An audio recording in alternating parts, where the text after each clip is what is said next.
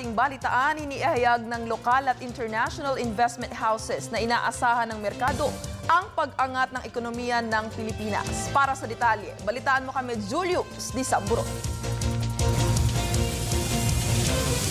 Inaasahang tataas ng 7% ang ekonomiya ng Pilipinas sa 4 na sunod-sunod na quarter ayon sa mga business analyst. Sa magkakahiwalay na forecast ng mga ito, ipinapakita lamang na mabilis ang pag-angat ng ekonomiya ng bansa kahit iba't ibang isyu ang kinaharap nito sa mga nagdaang araw, linggo o buwan. Halimbawa na lang sa ikatlong bahagi, lampas sa 6 hanggang 7% target ng gobyerno ang naging paglago.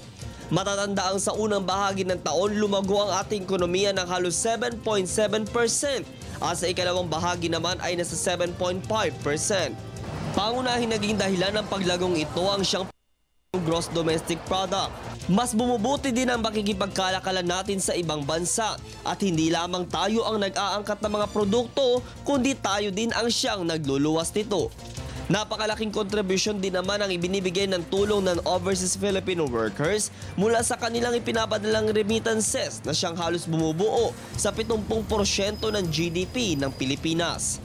Una nang inihayag ng Palasyo ng Malacanang na hindi hadlang ang mga isyu ng korupsyon para mapigilan ang pagdami ng mga investors.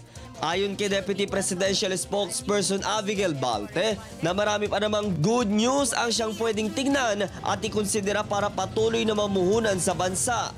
Sinisiguro naman ng pamahalaan ang seguridad ng mga ito at wala magiging balakid sa paglalagak ng pamumuhunan. Sa patuloy na pag-usad ng mga taon, tunay nating masasabi na nagiging maganda ang takbo ng ekonomiya ng Pilipinas.